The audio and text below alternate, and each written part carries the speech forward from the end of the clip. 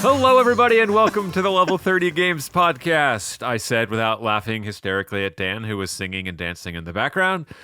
This is your episode for March 2026. I'd like to welcome Dan, the Dancing Dan, Drew, and Joe to the show today. Finally, full cast, first time this year in 2026. How's everybody doing? Great. I'm great. I have a dog. Oh, it's A mine. hidden dog. Oh, yeah, look at that. Yeah. Aw, Super genius cute. dog. That was a good episode. Super genius dog. Well, speaking of genius, you won't find that on this episode or any, but we got a pretty big show for you today. We have some stuff to talk about. Apparently, the console wars are back, and that's always fun for everyone on the playground in 5th grade in 1992. There was a Pokemon Presents, which unveiled the next generation of Pokemon. Gen 10 is finally out. We'll touch upon that as well. And then lastly, we will leave you as we continue our top 10 Zelda picks from the Level 30 gang. We're moving up to number 9. Maybe a contentious pick, but we'll discuss it nonetheless. And Drew will close us out with his homegrown brand of Drewtastic trivia. We're all in for a treat. Apparently, he's already censoring some of the questions that he's afraid not to censoring. ask. Oh, perfect. You're getting unadulterated Drew questions. So that's something. Also, if you're listening to this episode on the day it is released, a modest happy birthday to me. So kind of cool that this episode will drop on the anniversary of my original Wild Ride. Okay. A very, very modest happy birthday to you. I have a confetti cannon and I didn't use it. So it's called restraint, Joe. It's part of being an adult. No, you can't just mention that and not bring out the confetti cannon. Let's go. Wait, can you go grab it so when you win trivia, you can use it?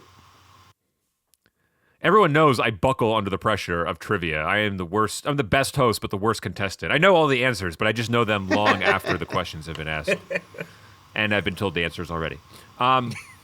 There is no confetti cannon. You called my bluff, and I hate you all.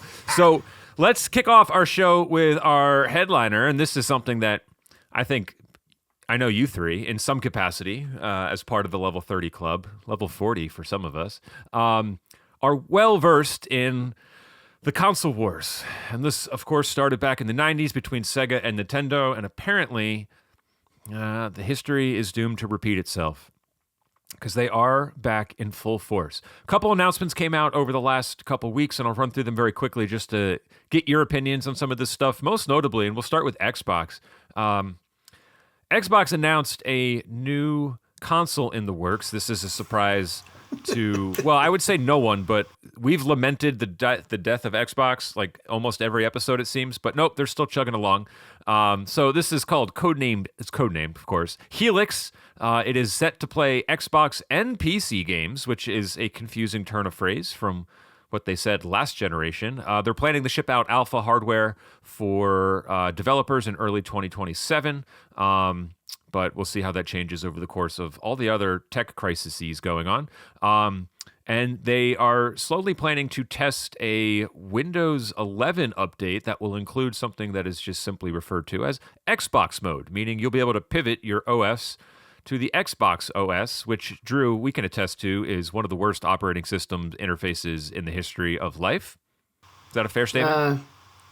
It's up there. Early Corpo speak is just kind of touting power, which has kind of been their playbook the last 2 or 3 times out with a new console, and I'm just kind of curious as to why no one there seems to not understand that it doesn't tend to work very well. And given the backlash that has come out in the last day or two about this DLSS nonsense with NVIDIA, I don't know if power's kind of the appropriate way to position this thing. So I ask you three, just and maybe we'll start with Drew, because he had the typo in the answer here. No, that is purposely put there. Oh, okay, perfect. Then I hope you can elaborate as to why. I'm kind of curious where the Xbox brand is in your eyes, because apparently New leadership at Xbox. All right, Phil Spencer has been front and center for 12 years, has retired, and Sarah Bond, who has also been kind of co-front and center with him, resigned. Everyone kind of thought that she was going to step up into his position, but she quietly exited, and it feels like there's something else going on behind the scenes. They promoted their former head of AI, Asha Sharma, and she's promising the return of Xbox. I don't know what this means to any of you guys, but I would love to hear your thoughts on what a return to Xbox is. And do we think that is a feasible thing that Microsoft can actually return to? Drew, we'll start with you. So my word on the document is possibly, which is probable and possibly lumped together, right? So possibly is it could happen, and probably is that it will happen. But that we're back in the console wars because they never left, even though 2 months ago Xbox said we're not doing consoles anymore. Just a complete 180 from the rhetoric that was spoken. Like, I've talked about it last year on our podcast that Xbox needs to adapt to utilizing PC. So Xbox mode makes sense. But on a, like you said, a platform that is not the greatest, right? You're either using Mac or Windows or Linux. And there are just so many issues with Xbox in general, being they had the Microsoft Store where you could play games, and then now we're just incorporating it. Like, that's what I wanted originally, was just give me the console. I can buy the game either on Xbox or PC and be able to play it, right? Eventually, Steam will have that option. You just have your Steam machine. Eventually, but yeah. that they're going to compete with four total consoles, right? This comes out 2027. Steam machine got pushed to about that time. PlayStation is teasing that they're going to have 6 sometime in the next 2 to 3 years, right?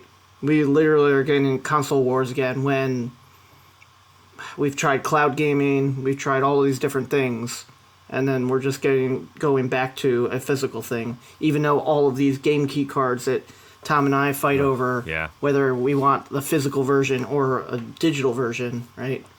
But Xbox has truly lost its way, and I don't know if they're ever going to gain it back, right? The 360 sold the most systems, and the Xbox One did okay, and then the Series X and S are just like floundering, like, and then there was that price increase.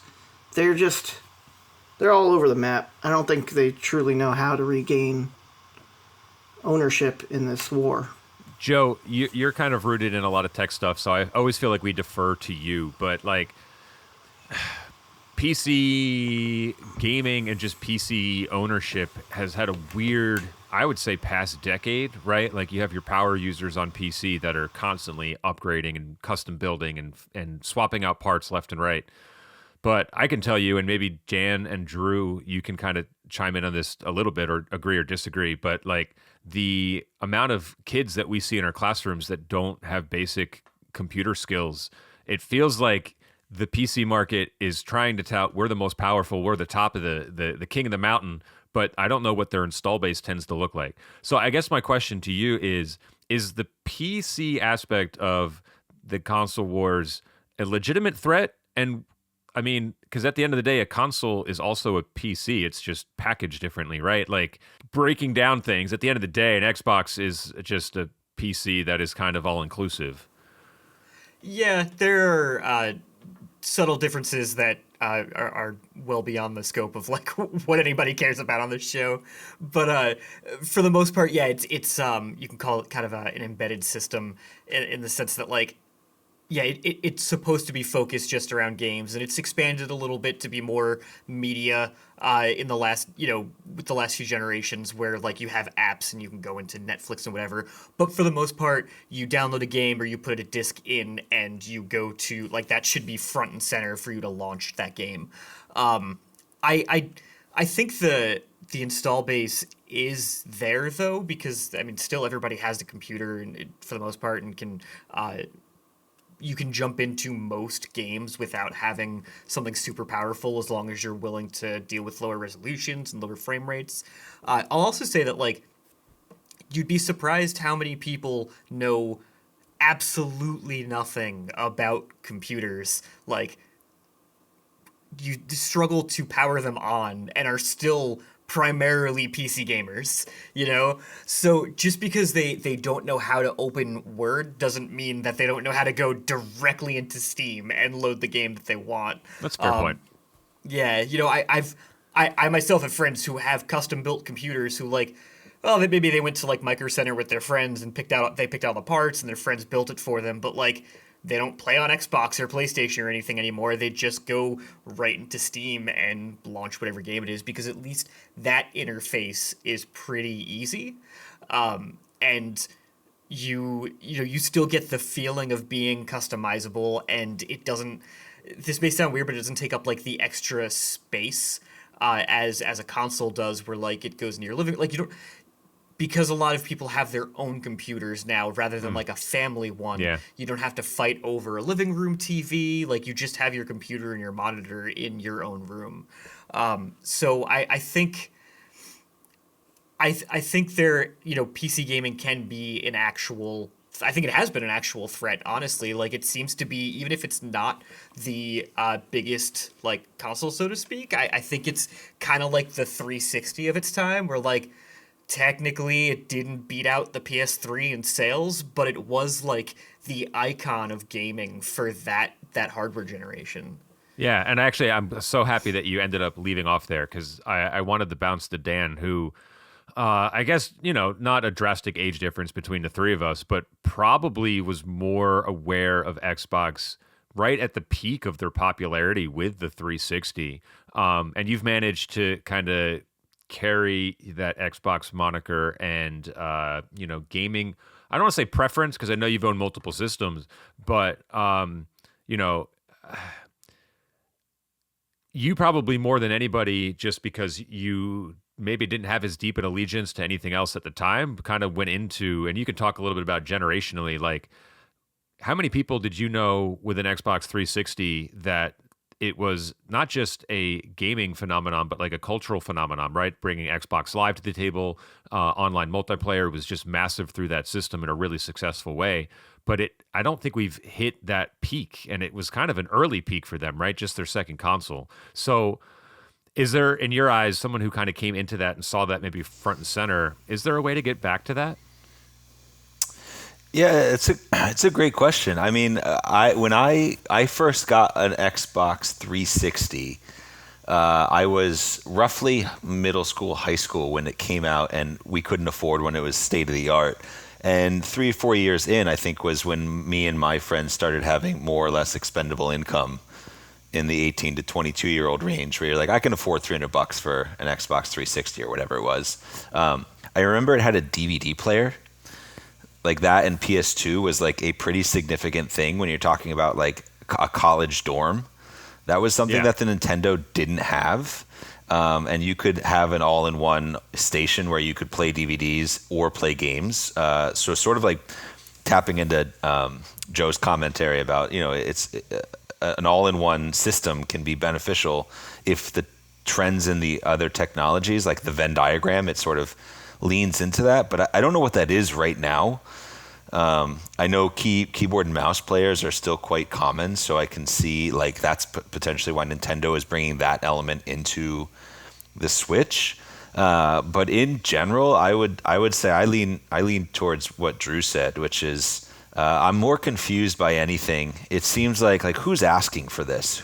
Who's really wants a new Xbox system, and what are they going to offer that is in its own lane? I do think there is, and this, I don't know if this holds a lot of weight or if it's just like a kind of cultural anecdote, but I think when you imagine a cliche comedy skit and they're trying to poke fun at video games, they will reference an Xbox over a PlayStation. Meaning like, right? That's actually a really good observation. I having a hard time refuting that. Yeah, you're right.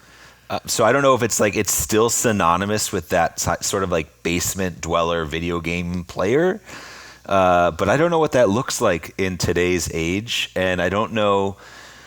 We've talked about like, is AI a part of it? But like, what are they going to bring that is unique and different that is not already being outdone by Sony or Steam Yeah, or Steam? I think, or Steam, or even Nintendo to some degree, right? Yeah, I think everyone looks at tech as like, what's the value proposition here? I could buy a console, I can stream all my apps on it, so I can watch Netflix on it too. Cool, it makes for a good base station under the TV, one device that does everything.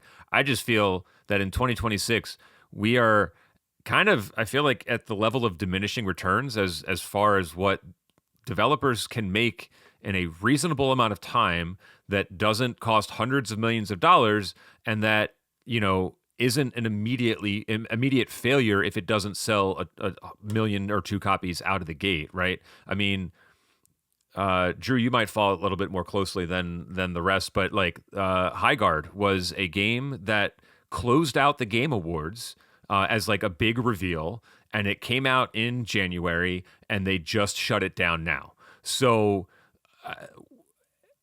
I think the developers and the manufacturers of these systems have to realize at some point that just touting the most powerful console on the in the that's out there is just not sustainable for them to make meaningful things that don't have gigantic budgets where they then end up cutting their staff after a game ships anyway. So do you see a unique aspect? And I remember just very vividly, and you might remember this too, because it was a Game Crazy thing where one of the kiosks was playing like Xbox 360 demo discs, and one of the things on that demo disc was a commercial for Xbox Live, Xbox 360. And the concept of that commercial, it was like this giant parking structure, and it was the most large smattering of like every ethnic background, of course, because that was just the time period for advertising where we have to have one of every race in a commercial. But it was just this massive like water balloon fight. And the whole concept of their ad campaign was like, you can have fun anywhere with anybody on Xbox Live. And it was such a brilliant marketing campaign because it tapped into what made that system fun.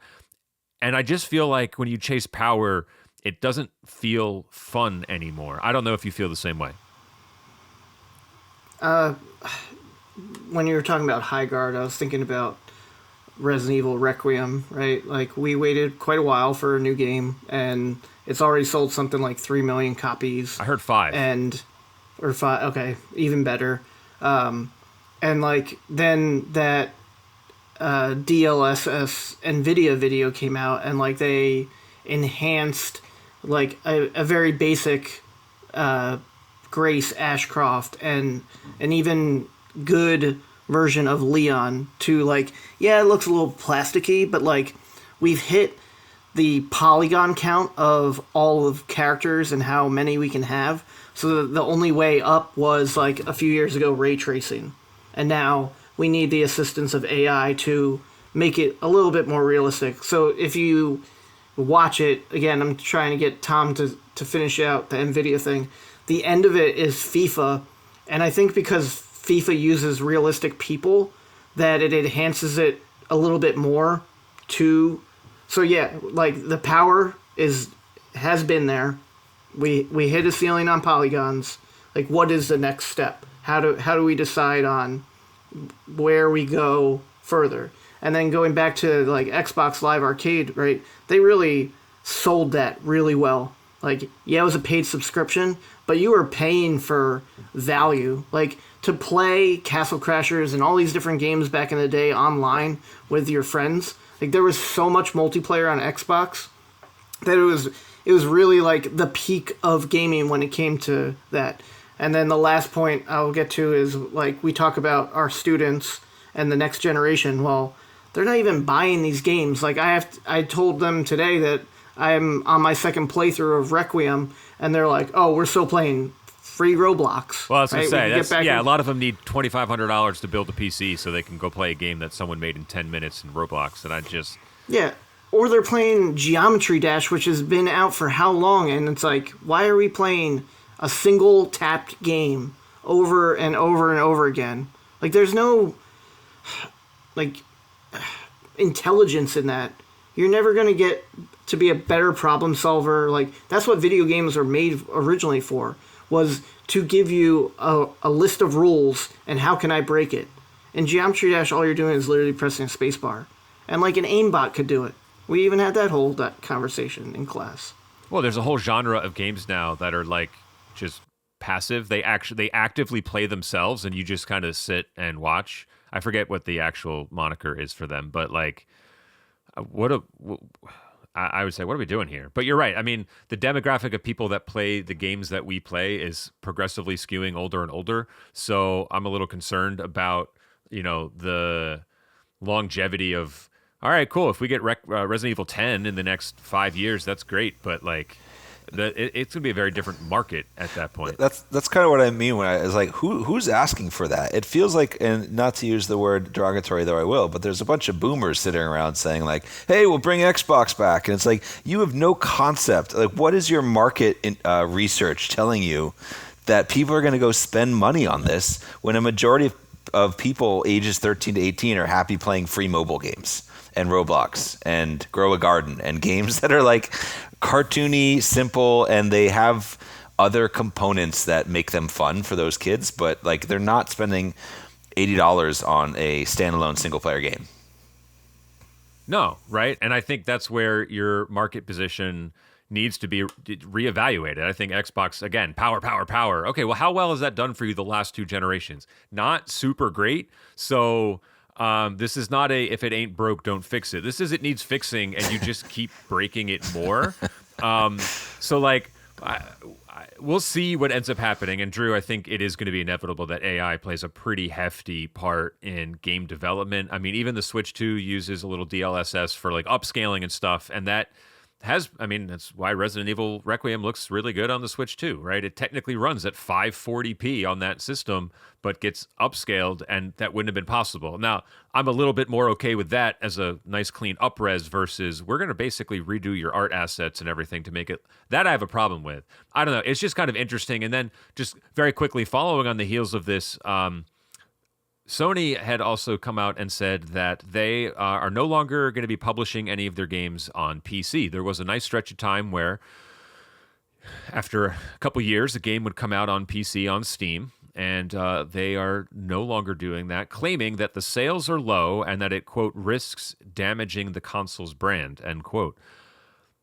I know Joe and Drew, we'll start with Joe. I know you guys are big Steam people. Did either of you venture into any PlayStation, like Sony PlayStation games on Steam? I know, Joe, didn't you just send a picture of like a screenshot of Final Fantasy on sale or something? Yeah, I did. I haven't picked it up yet, so I haven't played it, but I did play Horizon Zero Dawn on PC. So is this a big loss then in your eyes as far as, a more than average PC gamer that plays, we'll call them adult or hardcore games? I honestly, I think it is a big loss. Yeah. I think that I think it's a big loss because we're losing games on a platform, and that's like, it's as simple as that. Like, it would be nice to be able to play any game that anybody wants anywhere that they want, and we are losing that. We're getting that taken away from us, and that's kind of a bummer, but it's the way like, walled gardens kind of work, or it's the way that like just like integrated kind of systems work, where they just want you to do it through their one platform. And if they're gonna put games out on PC, people like me might wait for them rather than just buying the $400, $500, $600, $700 console and the $70 or $80 game on top of that. They make more money that way than they do just porting the game to PC and picking it up for $50 or $60 there. Yeah, not to mention Steam takes a cut, so they're making even less than that.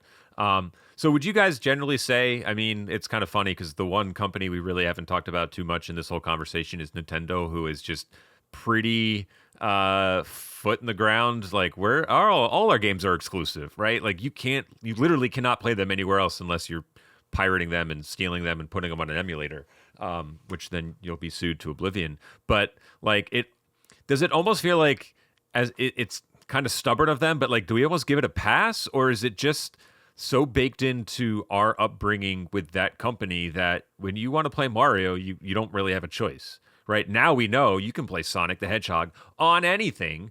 And when some of those titles were like, okay, Sonic Adventures 2 coming to Xbox, it was a little surreal to some degree, I guess, to see that as someone growing up knowing that this only belonged in one spot. Are we for or against this, just generally speaking? Joe, it seems like you're not against any sort of console exclusivity. I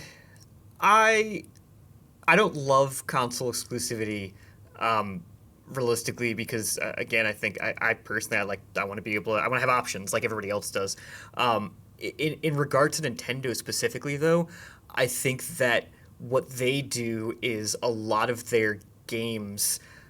First of all, I've heard them called the Apple of video games before, and I think that kind of ties into it because a lot of people who are all in on the Apple ecosystem kind of they're fine with it. You know, like everything I do is on an Apple product. I don't care if it doesn't go to Android. I don't care if it doesn't go to Windows because it doesn't affect me. Right. I'm just all in on Apple.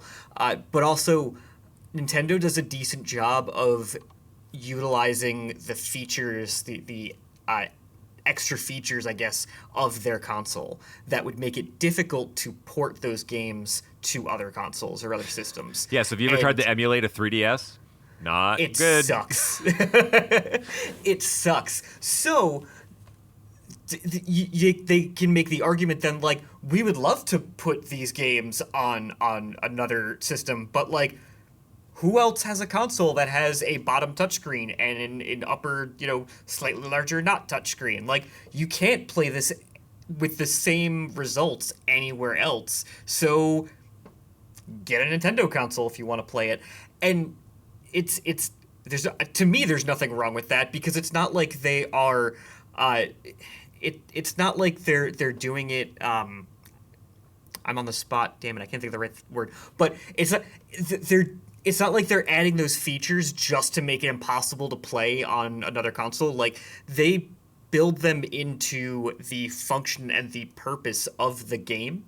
So it ends up being important to the game, and you wouldn't want to play it anywhere else if they were to translate those controls to a different kind of style. I will bet you everything I own that Nintendo does not want to put their games on anything that they could. Oh, no, I'm with you.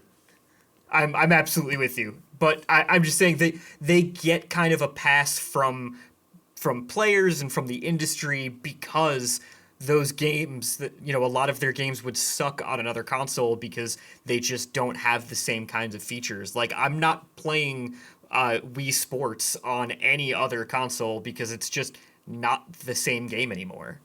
Yeah, I just don't know if it's like at this point the South Park defense where it's like, I got made fun of and I'm mad, so I'm going to sue these people. Well, South Park made fun of me. Oh, that's fine. Like, they're allowed to do that. They kind of been around long enough where there's their own set of rules for them. Drew, you wanted to chime in though. Go ahead.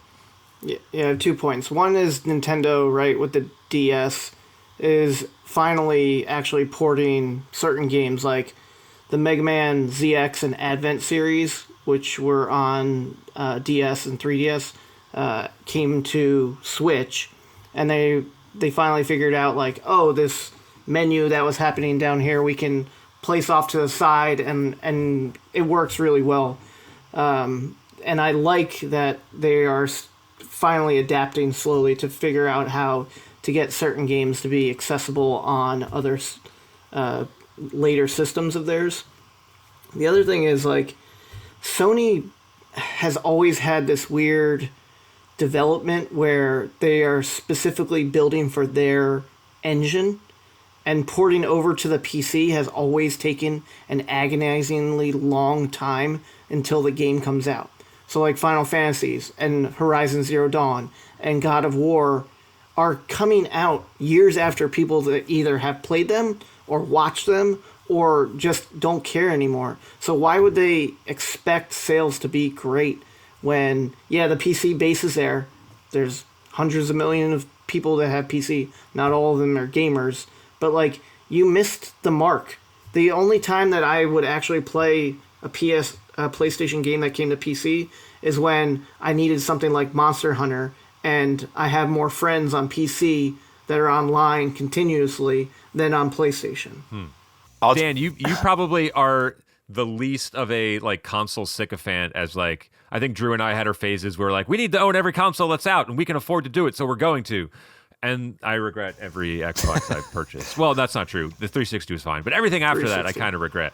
It's true. So like smarter consumer now, but like I know you said you were holding out for a Switch 2 and you ultimately caved, but I'm just kind of curious your stance on the whole exclusive idea. Yeah, I mean, I think it's a double-edged sword, right? Because there are games you buy a console that you get exclusively, but there's also games that you won't get.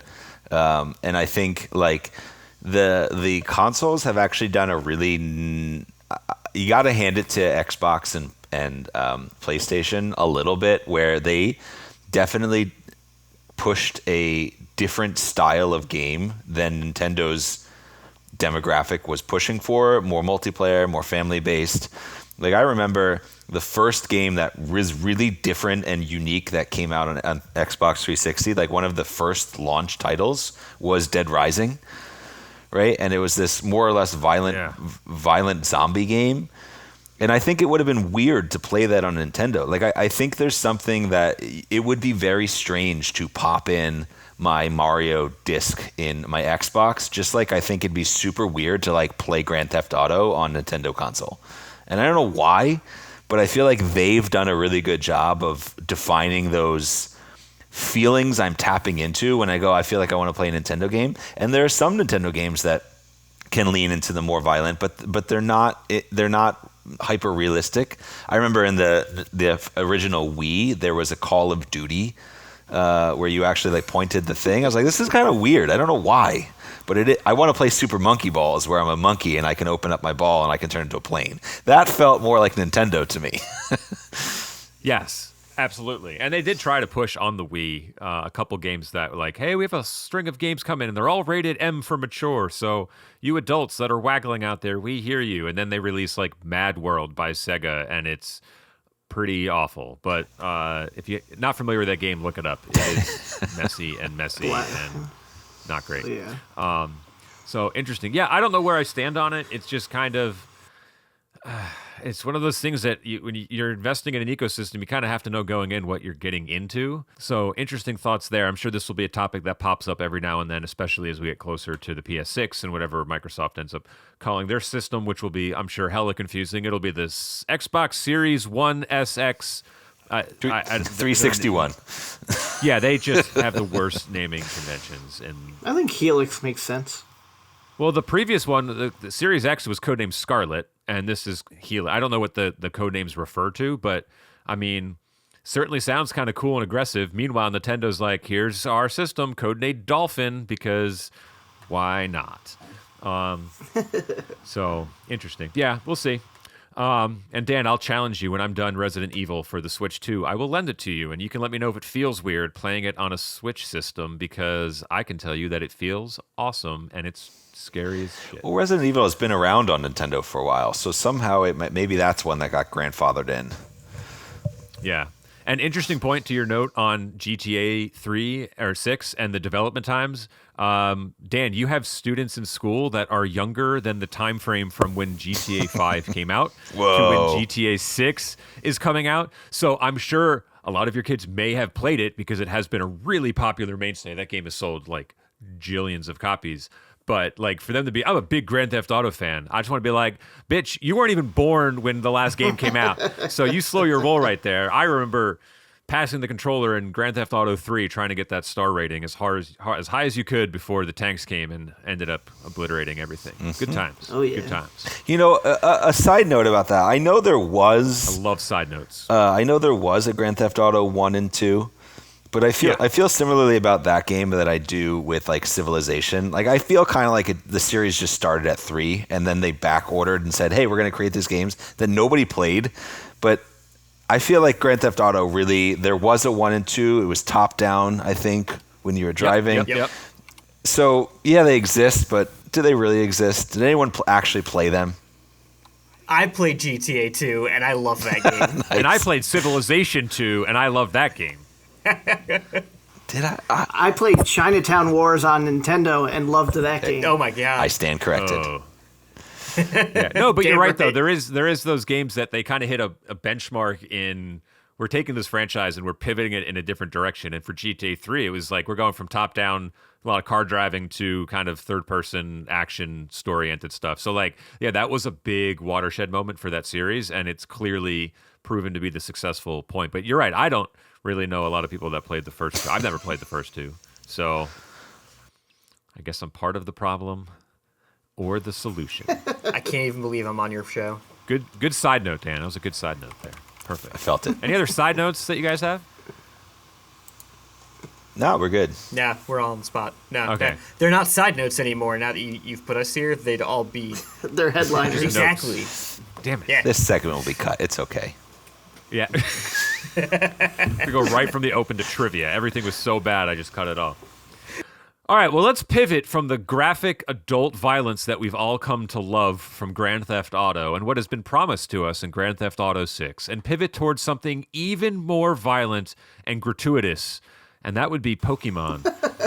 Generation 10 was announced on February 27th as part of a Pokemon Presents. They announced a bunch of other stuff too, but let's be honest. Does anybody really care about any of that? In fact, can any of you tell me one other thing that was announced that day?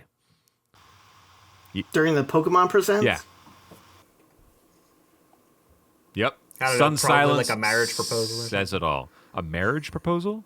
Yeah, I mean, not you didn't specify it had to be like by Pokemon Nintendo. related? Like, Point, yeah. Joe. You're right. I just- bet, yeah, fine. You get a point, Joe, because I'm sure someone at some You know- point in that 12-minute window, Semantics. someone got proposed to. That's Semantics. the out of the box thinking Oh. that the Joe fans really like to see. You know what? Whoa, You're whoa. right. Joe fan. Joe It was fan. the same day they released Fire Red and Leaf Green, right? No, they released that, I think, Or they Oh, wait, they said it was did coming they? out a few days later. maybe they did. Maybe they announced it, even though that was leaked to come out forever. I forgot. I thought that was actually out a couple days before, but you're right. Pokemon Presents, they did announce Fire Red and Leaf Green, and then a few days after that, Pokemon Pocopia came out. But so I wanted to focus kind of on the Gen 10 of it all. Officially now, after being leaked pretty heavily last year, we got our first look at Pokemon Winds and Pokemon Waves. Titles are kind of weird, but I guess they fit the setting a little bit. Very tropical, a lot of islands, it seems. And I'm sure you guys saw the trailer, but pretty substantial leap in visual quality, which is kind of nice to see. I mean, it's not the most immaculate looking game, but these are fictitious critters running around a fictitious land. So all things considered, I would say it looks substantially better than what Scarlet and Violet gave to us, because those games were just downright ugly. And so I'm just kind of curious, like first impressions. Dan, you seem a little lukewarm, maybe even cold on it.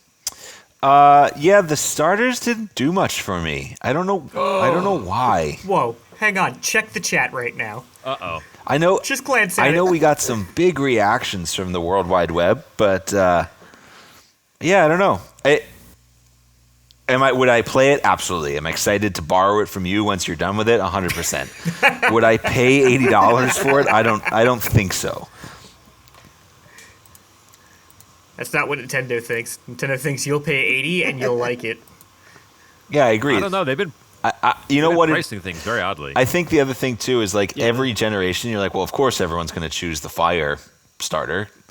Like no one chooses the grass starter. And I would have loved for them to come out with a really great grass starter that was the clear favorite by design. Like the other two were almost repulsive or like unlikable. Yes, but remember, there's always one sicko that likes the repulsive stuff just because they're a little odd.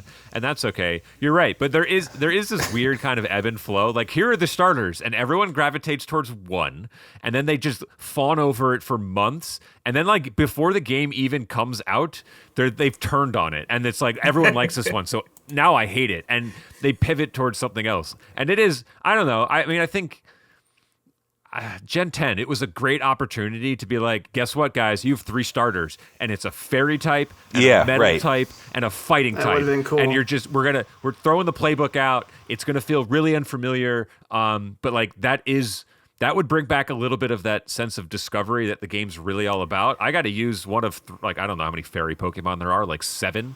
I don't know. I don't think it's a lot, but like I've never used this before because either I've never had them in my party and they're just by the time you would get them, you don't want them. So Right. I think that would have been really cool. That being said, I sadly, much like the internet that Dan talked about, had fallen in love with Ponbon because he just made a face like my dog, and I wanted to nuzzle it up real good. But I'm not going to lie. That little Angry Bird, because it looks like an Angry Bird, I kind of so also think... mad.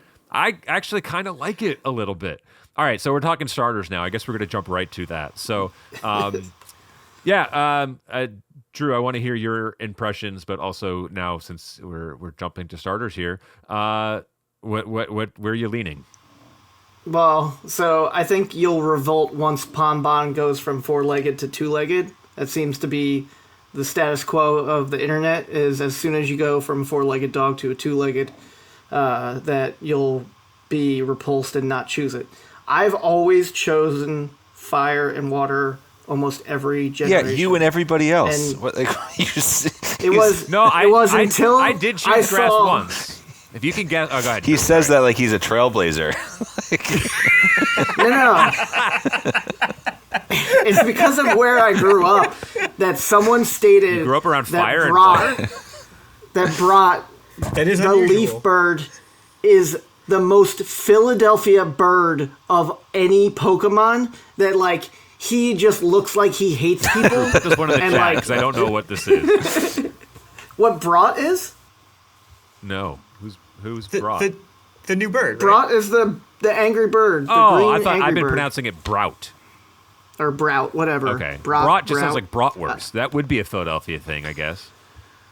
I just feel like just have to prove everyone wrong and not choose fire or water. As much as I love Gekwa and I love Ponbon, right? At some point you'll get all three. I'm going Brout. Going Brout. Or Brat. I do kind of like Brout. Gekwa looks a little uninspired, which is saying a lot because it's literally up against a bird and a Pomeranian. So it doesn't like not super creative if we're being honest. But as far as first impressions go, I think they're all kind of adorable in their own way, and I can't stop staring at his face and his butt. Thank you for putting that picture in the chat. True, too, Joe. That was weird move, Joe. yeah. Everyone needed to see that. Some might call him a trailblazer for that, but that's just some people. All right, so then, Drew, you've picked the. You're going grass out of spite. Is that what this is? It's a spite pick. I'm going out of the personification of Philadelphia. Oh, okay. All right. I think I picked grass once, and it was Owlet. Does that sound right? Is there an owl Pokemon? Yeah. I think that was the one time I went grass, and I regretted it immediately because. I mean, like you said, these starters aren't anything to be wowed about. Most people are saying that Brout looks like Owlet and Gekwa looks like Sobble. Green Ninja like, or we're whatever. just Yeah. we're just Greninja. reiterating other generations. Yeah. I would have loved to do what you said and thrown out the Yeah. book. Yeah, I think they were clearly. These do look like they're just super non-offensive in a way that's like, all right, we're really overhauling everything, so we just want to make sure that, like, if there was a safe bet for starters, this feels like it. But I also felt the same way last time that they came out with starters, and I was like, all right, cool, we got a crocodile and another thing, and like a sad. I don't know. Why do they always make like the water Pokemon just total wimps? Like, I feel like they're crying in half the intro trailers because they get bullied or something. I don't know. Maybe because they're dealing with water, they have to also shed tears.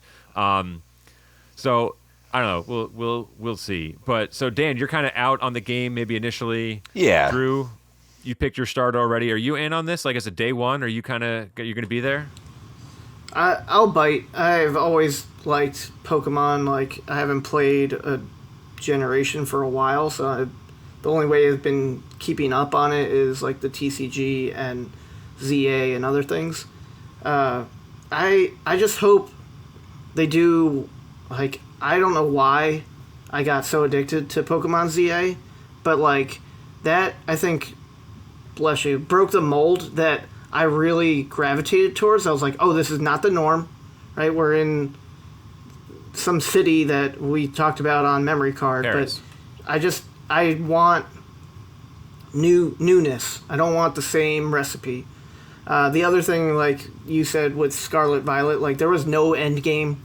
Sword and Shield was like an afterthought after you finish the game. There's just nothing good. I would say in Sword and Shield, unless you got the DLC, which apparently did a lot for the end game, but that was obviously a separate Put it in purchase. the game originally. I'm with you. Yeah. I'm just saying that did pivot, but again, it required a separate purchase.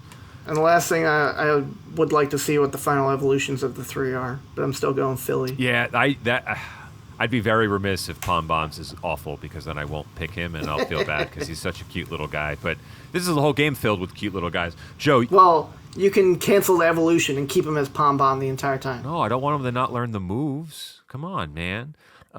Joe, I would say you're a little bit more of a Pokemon guy than Dan and Drew. Did this trailer do anything to move your needle?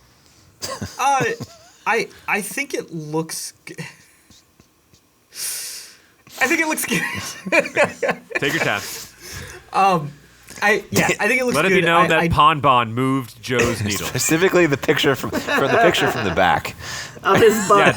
Yeah, actually Joe drew that from memory of a dream he had. I got to save this picture so I can put it in the podcast. Thank you, Joe. Where did you even find that? Right on IGN. Oh, really? Yeah, like it's literally. Did they do a 360 around them? It's literally. I think it did come up behind them before it revealed their faces, and now I have a file on my computer called Pond Butt. So thank you. It's literally the headline photo for the IGN article Pokemon Gen 10 revealed. It's just butts. So it's all 3 of their butts, and the female player. Maybe that's character. the twist. Maybe their faces stay the same, but the butts evolve instead. So it's just different butts throughout the series. Sorry, Joe. Before we all made fun Cops of are you. coming for both of us. Oh. Anyway. Yeah, why not? What the hell? So probably not a day one purchase for me. But I think I'll pick it up like relatively early. Just, I don't think I'm gonna run out and like interrupt whatever I'm playing at the time to play this. But I think it looks cute. I think it looks fun. It's a Nintendo game. It's a Pokemon game. So like you kind of know what you're getting into. But I definitely am in agreement with like all of you guys that I wish they would be more adventurous and they would make bigger changes. Like there is an absolutely straight line between the first generation of Pokemon and the current generation of Pokemon games. Like they're all the same with the exception of the fact that like they have gotten outrageously easy compared to the earlier generations. Like there's not even as much to explore. They're very linear. So at this point, like me, I'm kind of playing for some of the graphical whimsy, because it is a big change to see like active Pokemon in battle rather than just like a little sprite that maybe moves a little bit and then just like jolts forward for an attack and that's it. Yeah, that's true. Yeah, so like it's that definitely gives you that whimsical feeling, but otherwise like you know what you're getting into, and it's not like the game's gonna go anywhere, so you can pick it up anytime. But I am interested in it. Like I said, it looks very cute. I enjoyed the trailer. I again agree with you guys that like I think the starters look very basic, but I don't think they don't look cute. Like they might be basic, but at least they're cute. At least, they're something to be a little excited about, even if we've been getting the same 3 elements since literally the very first Pokemon game.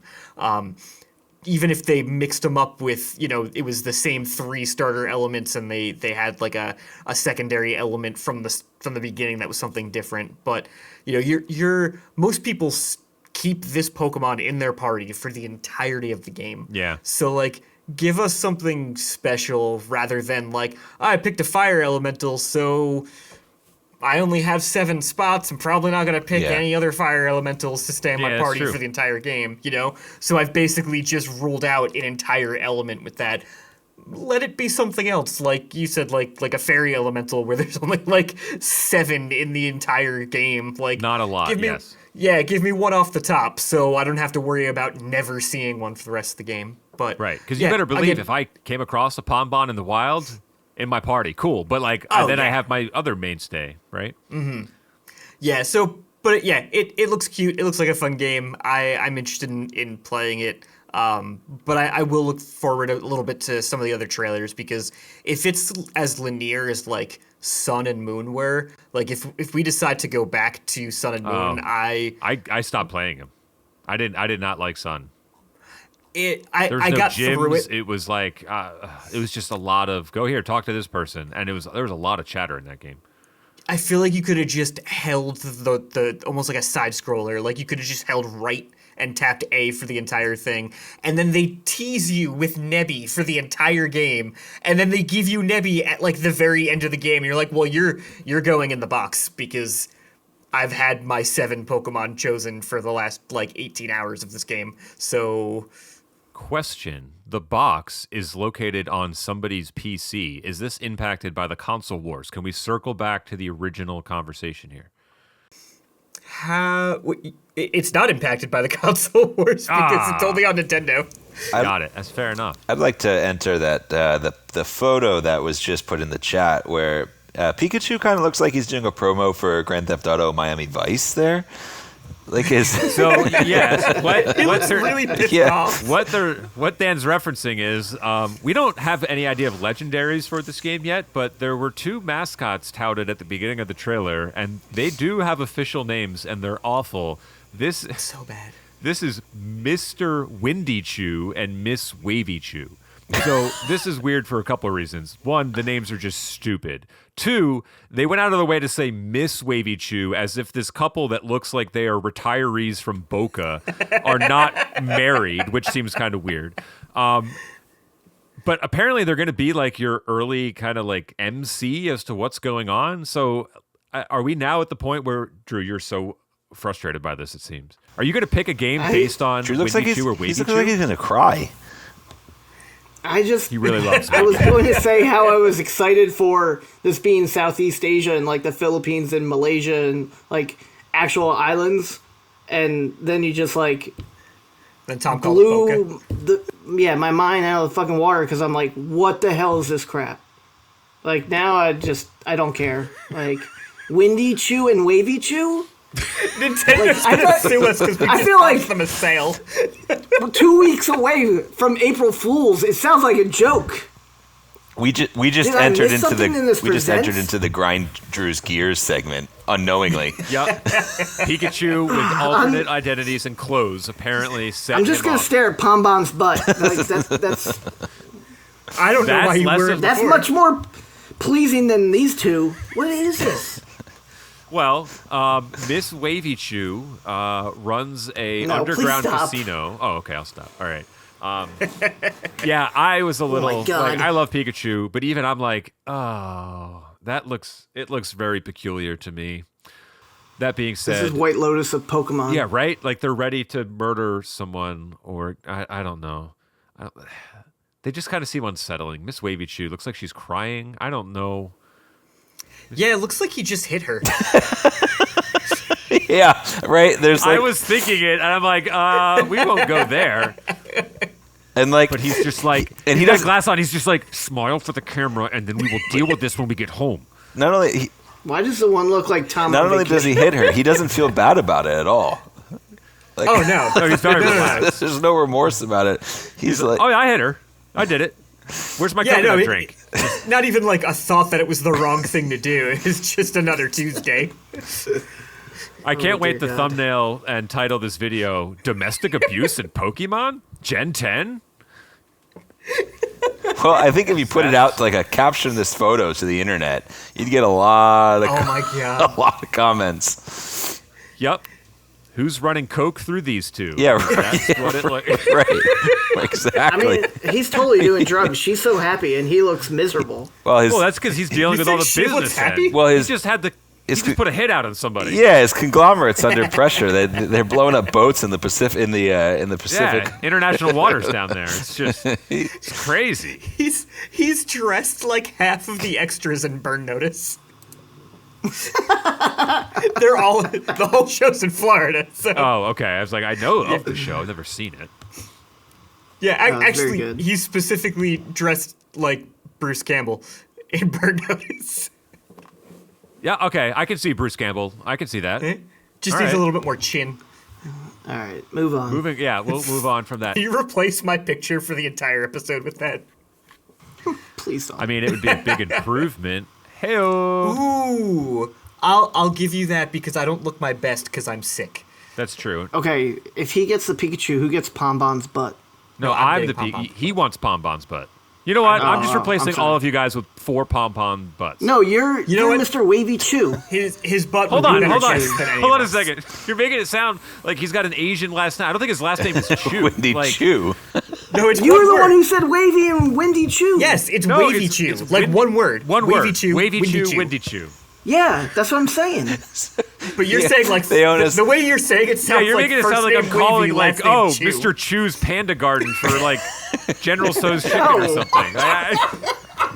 They're not even married. It's a, but they different have, last it's a names. front. it's a common law marriage. Oh, it's a big front. Yeah, no. Oh my god. There's no way they. Should have opened with this. There's no way they stay in business with food that bad. I mean, come on. Yeah, right? It's awful. Have you ever ordered it? Oh, so terrible. Everybody gets uncomfortable when they walk in and she's got a black eye every time. It's what makes the food taste good. The threat of violence. Mrs. Chew. Everyone knows it. Mrs. Chew. Speaking of Chew, go to Chew Jelly. There's our connection to Zelda. See what I did there? Heyo. Heyo. Yeah, I know. It's not very good. big Joe. lift. I'm working with what I got here. Yeah, that was yeah. Okay, so as we shift from our chat on Pokemon and Joe's obsession with Pom Bon's butt, we will shift to a game that doesn't feature any butts. As thanks, Dan. I mean, technically it does. All right, listen, shut up. We last month talked about our 10th best Zelda game as voted on by us through a blind system. We are moving on to number 9. This month is a arguably contentious pick. I'm actually kind of surprised to see it in the top 10 at all. Well, you can let us know if you agree or not as we cue some of the real music for this game. Of course, I am referring to Majora's Mask. The Gaiden Quest, the weird sequel to Ocarina.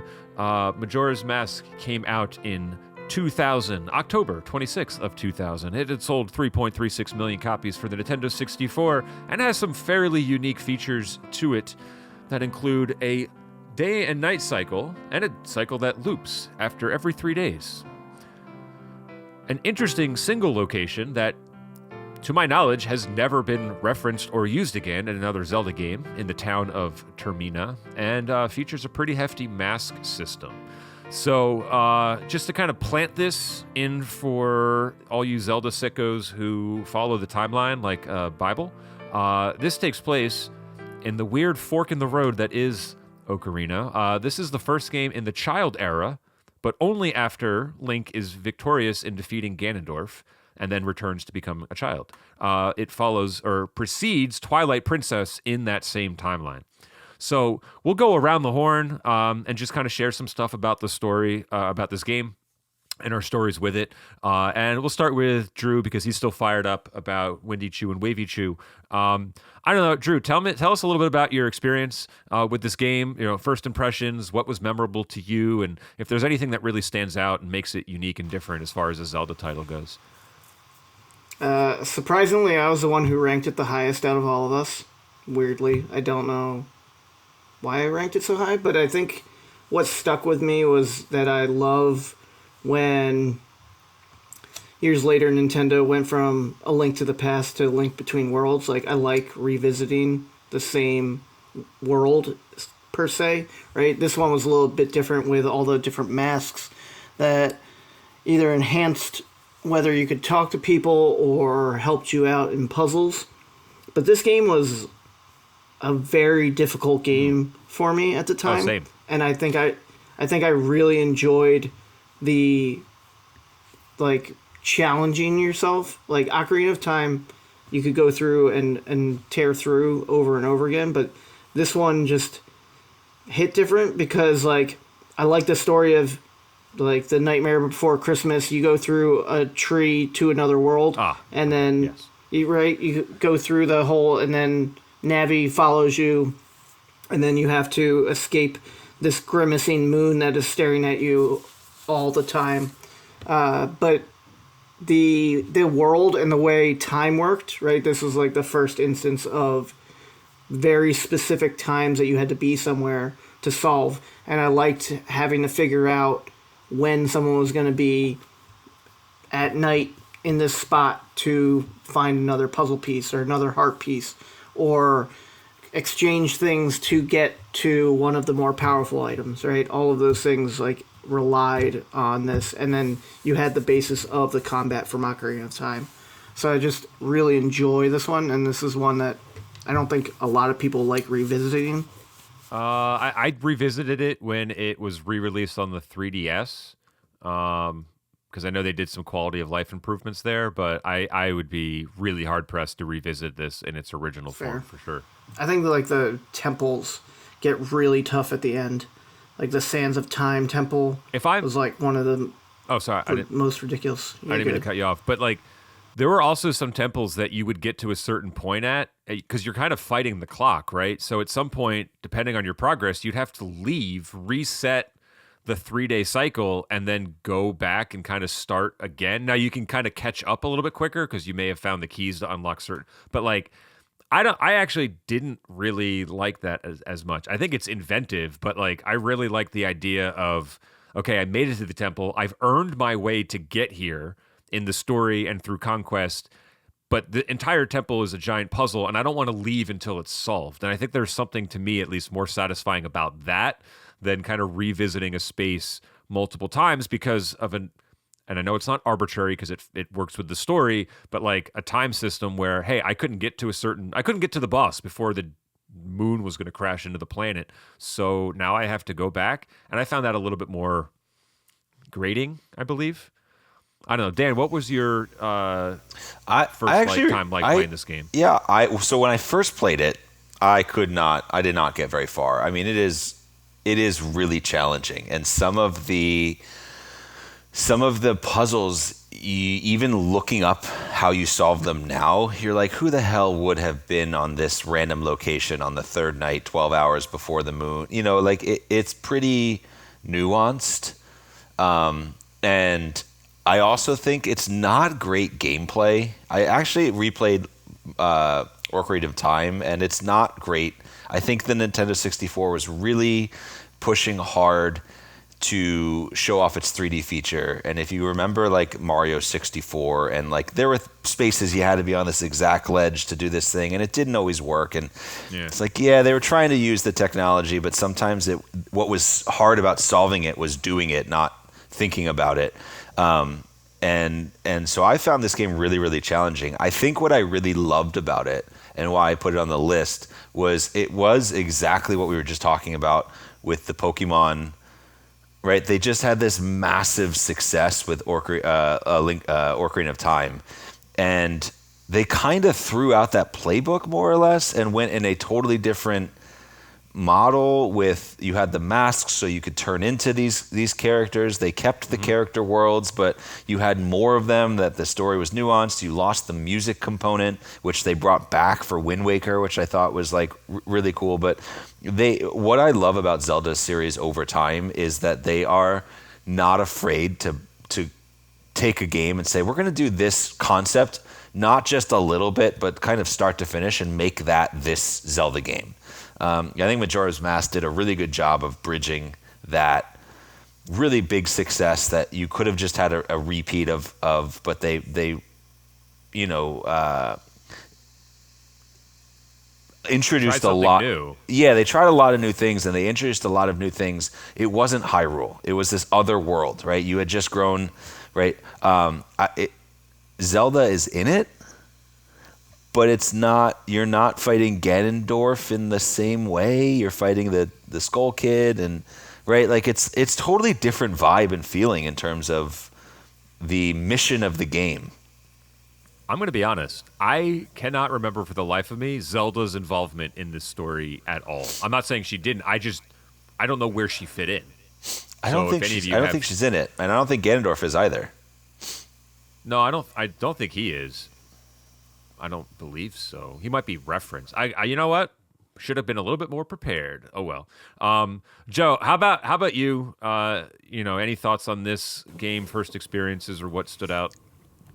I think I put it where I put it in my own personal ranking, specifically because, like, just like Dan said, like, it is a challenging game, and I think that ruined the fun for a lot of younger people.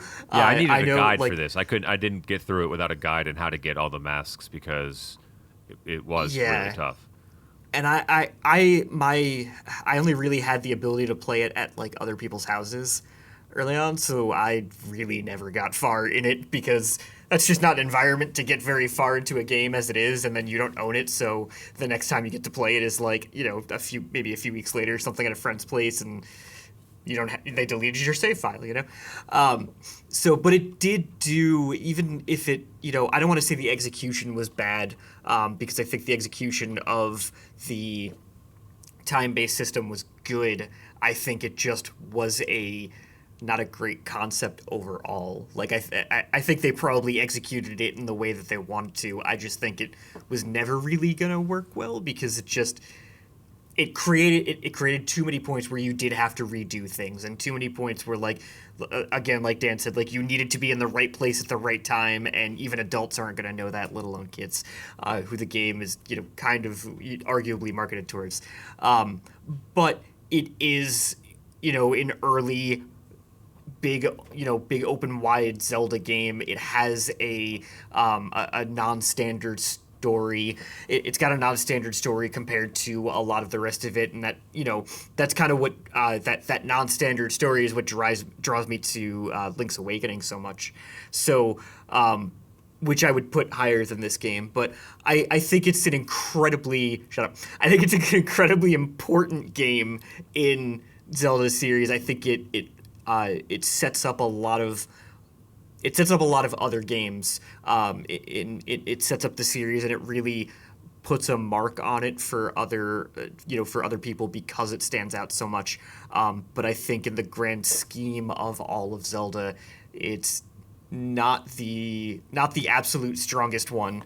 But I do think out of people who who haven't played pretty much every single Zelda game, like, most people I know have played this one at least to some extent.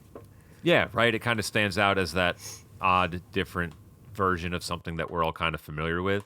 And it is interesting in where it fell in our list, just kind of like smack dab in the middle.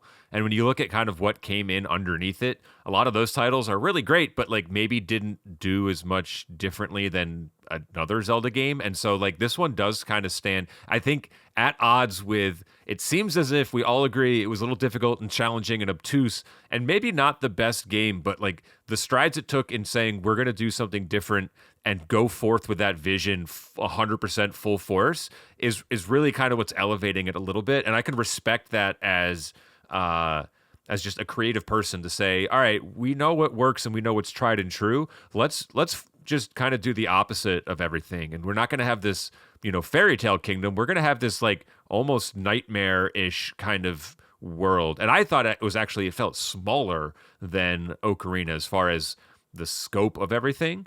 Like the places you can travel and stuff.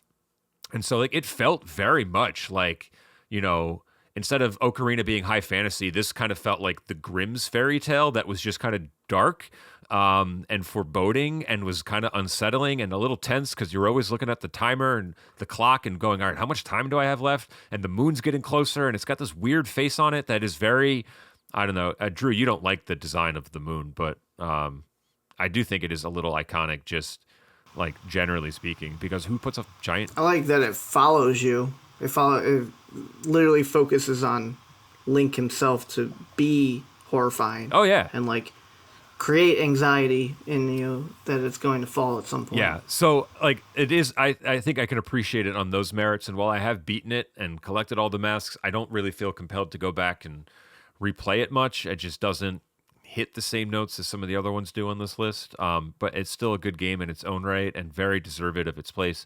At number 9 on our list, and I'm sure for some people, as there are with many games in this series, like it is their favorite Zelda game, bar none. And I can see an argument for that. I guess you're not going to find that argument here from us, but yeah, it's a good one, and we're excited that we got to talk about it a little bit. We'll move into number 8 next month. You'll have to wait until April's episode, but for now, we're going to turn our attention to trivia. And your host for trivia this month is none other than Drubus. Windy Chew. Windy Chew. Wavy Chew. Sounded like Wally. Wally Chew. Since this week we talked about 3 different topics, I based our trivia this week on those 3 different topics. Do you need sounders, by the way? No. I don't know how you want to intro it. One. I can just do that. First question goes back to our console wars, and the question is, the code name Orbis was the name for this gaming system during development. A, Sega 32X. B, the Xbox One. C, PS4. Or D, the Game Boy Advance. So I'm inclined to feel like it's an older name, and I don't know why. well, does Orbis as a name have any origin? Like, does it stand for something? Is it a Latin word for orbit? So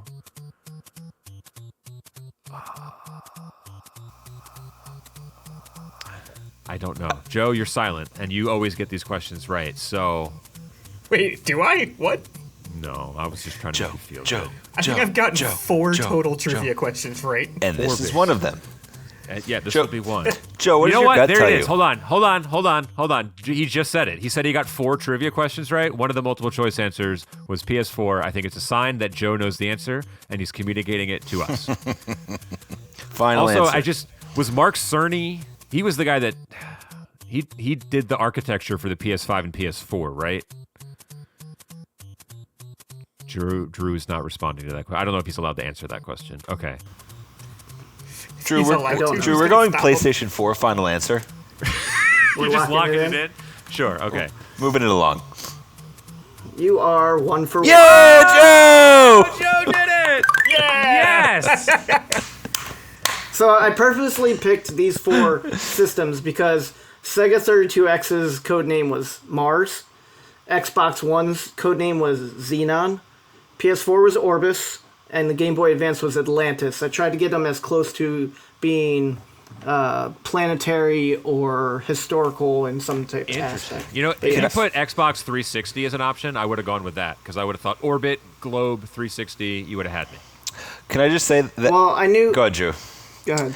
No. That was the most team effort for us, not one of us actually selecting an answer or knowing what we were talking about.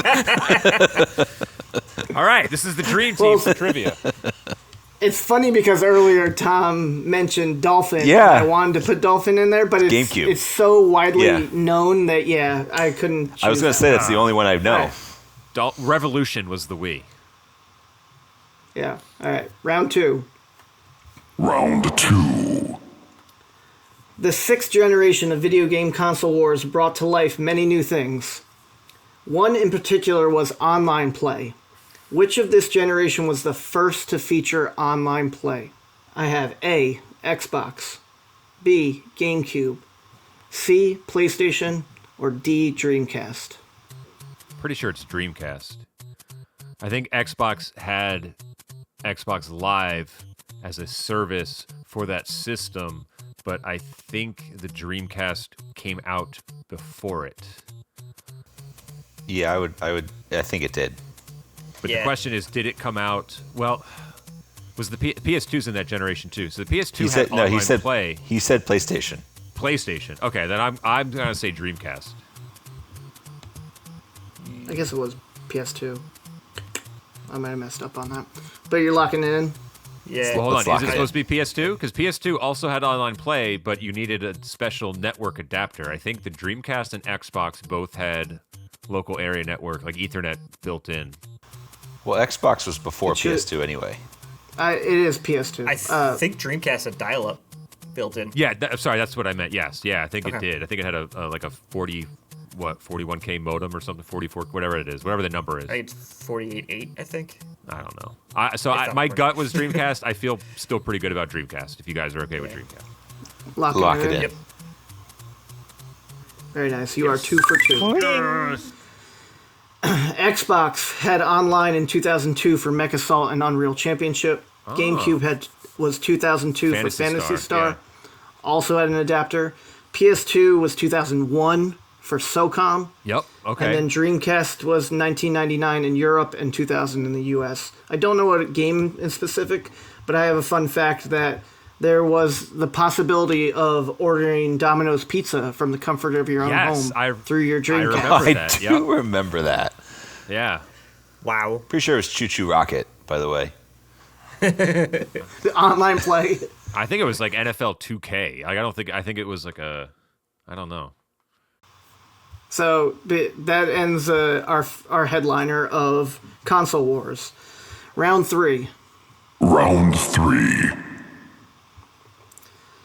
Which new battle mechanic allows Pokemon to change their type in Pokemon Scarlet and Violet? Is it A. Z Crystals, B. Terastallization, C. Elemental Switch, or D. Gigamax? Gigantamax? Gigantamax. Well, I think Z crystals were in Pokemon X and Y. So I don't think that's it. Gigantamax. Did that change their type?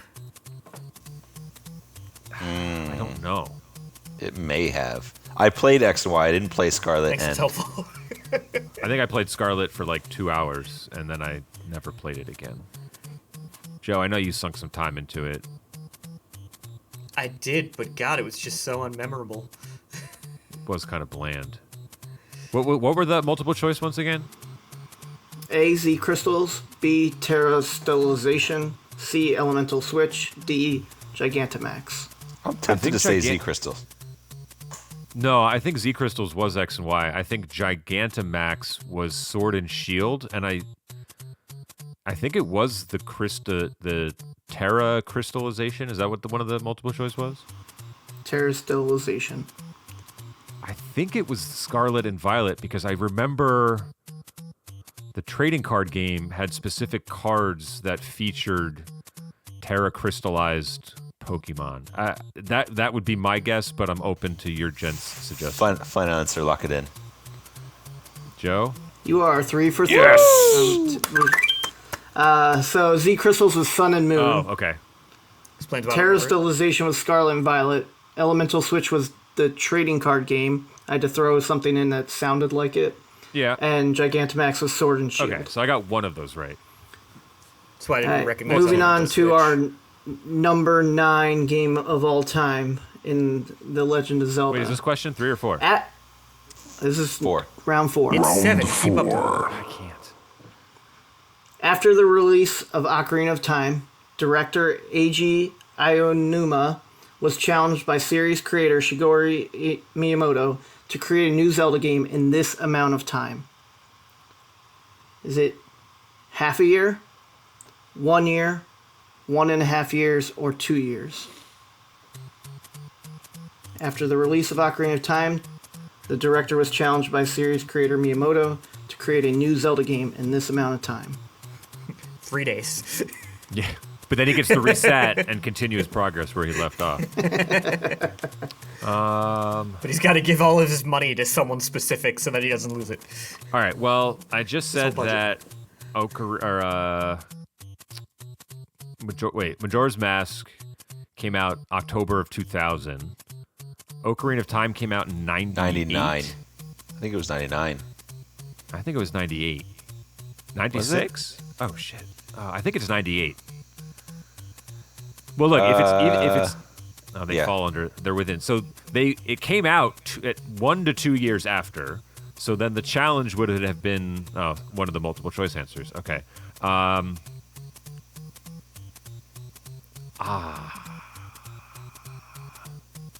Joe, what's your gut tell you? Yeah. What feels right, based on Being no very context. quiet. Well, there's my gut's being context. very quiet. We established some context.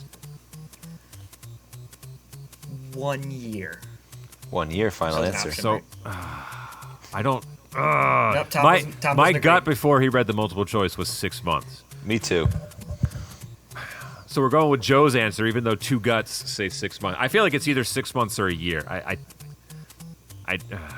Could also be a Yeah, year and well, a half. Dan- that isn't all that challenging.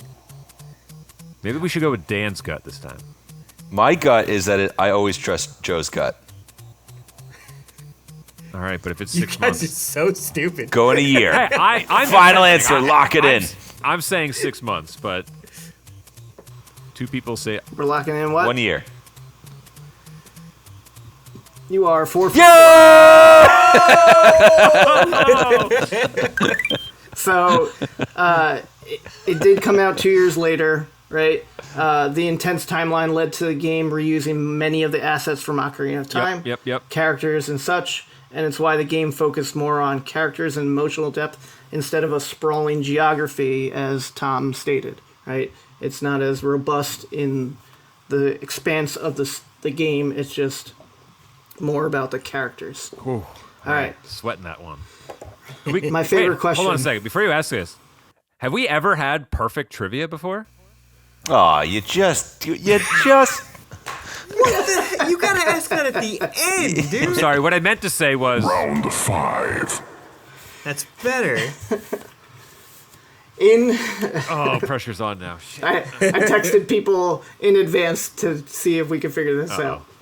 In the French translation of Ocarina of Time, Yep. Julian Bartikov had a problem with the name Deku. Yeah, my favorite person. He was afraid French players would read it with the same pronunciation as Decols, which would translate to this. And here's your multiple choice. So Deku translates to Decols, and is it translate to of asses, of the sack, to fuck, or dick? Oh God. Just keep getting better. So this is why you texted me the other day. To fuck? Yes, exactly. In the French translation of Ocarina of Time, again, the How do you spell? director, How do you spell the French word?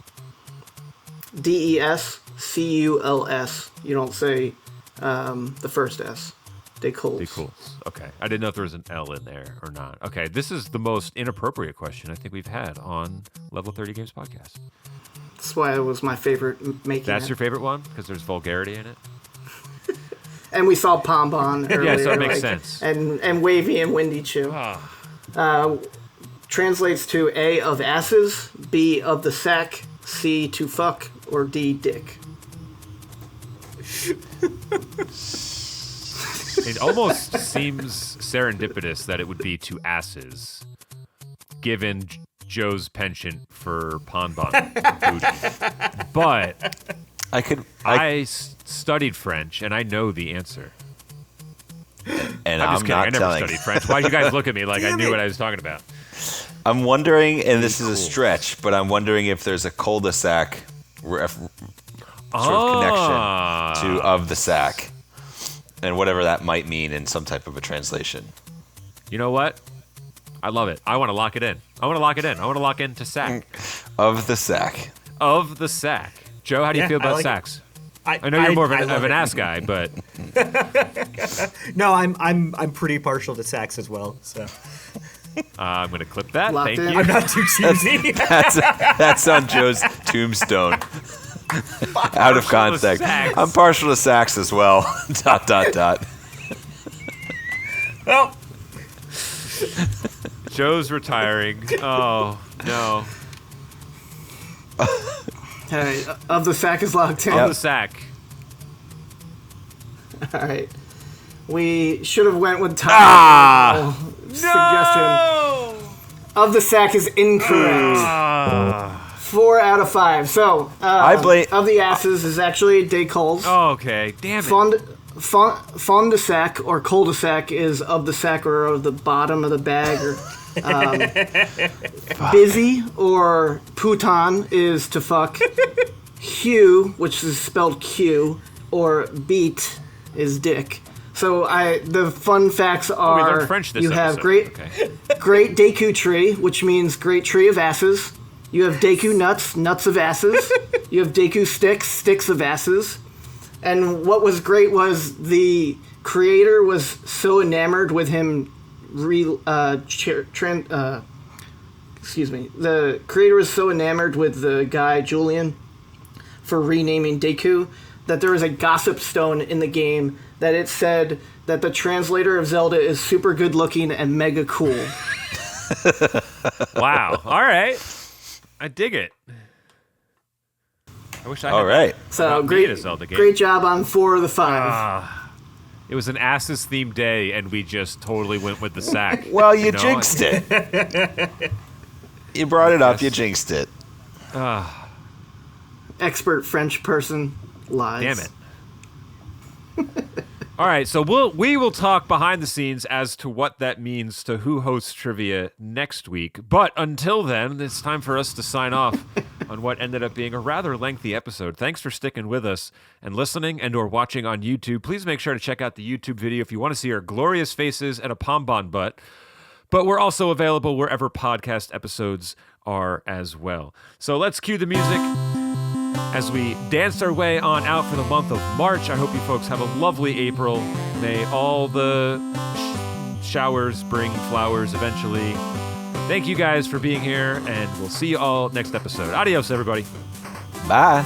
Bye, Wavy and Wendy Chew.